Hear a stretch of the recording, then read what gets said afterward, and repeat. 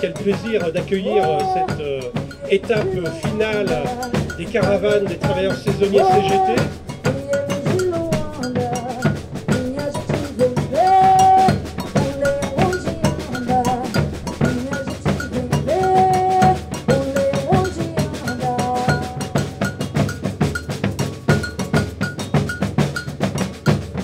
Ce bilan est très positif. L'an dernier, la campagne ne comprenait que 28 départements. Cette année, nos 5 caravanes ont fait étape dans 56 départements. Et nous allons également préparer la campagne hiver, qui sera sans doute une campagne itinérante dans les sites montagneux, à la rencontre des saisonniers, dans les commerces, mais également sur les pistes. Alors c'est vrai qu'il y a un projet en cours qui devrait être débattu au Parlement en 2016. Ils disent vouloir améliorer les conditions de travail des saisonniers. Par exemple, faire en sorte qu'il y ait un encadrement beaucoup plus strict du recours au travail saisonnier.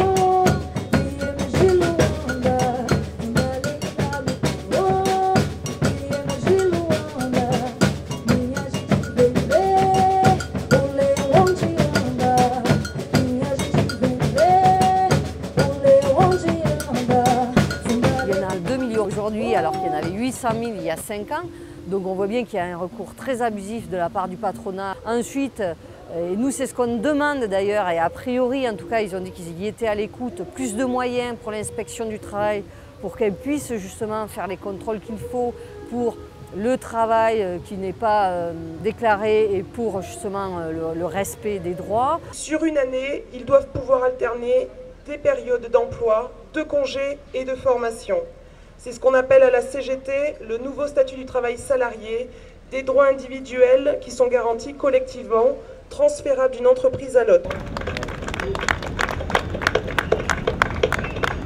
Nous allons directement enchaîner avec les actions agricoles. Une chose à noter dans les exploitations agricoles, on voit bien que le volume horaire prévu au contrat n'est absolument pas respecté.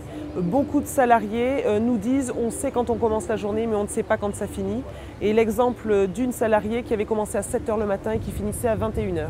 Les heures sup n'étaient pas payées comme des heures sup mais comme des heures normales. Nous avons également rencontré beaucoup de femmes, jeunes et moins jeunes, dans les exploitations agricoles, notamment la récolte des melons. Des femmes de plus de 50 ans qui nous disaient avoir fait toute leur carrière dans les actions agricoles avec la pénibilité qu'on connaît.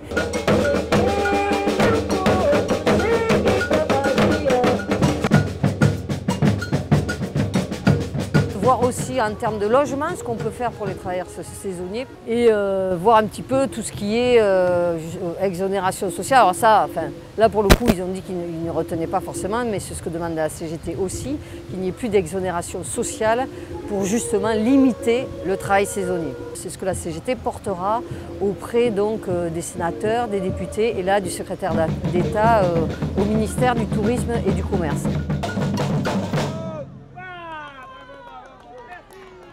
Canto do povo! Ça veut dire quoi? Le chant du peuple.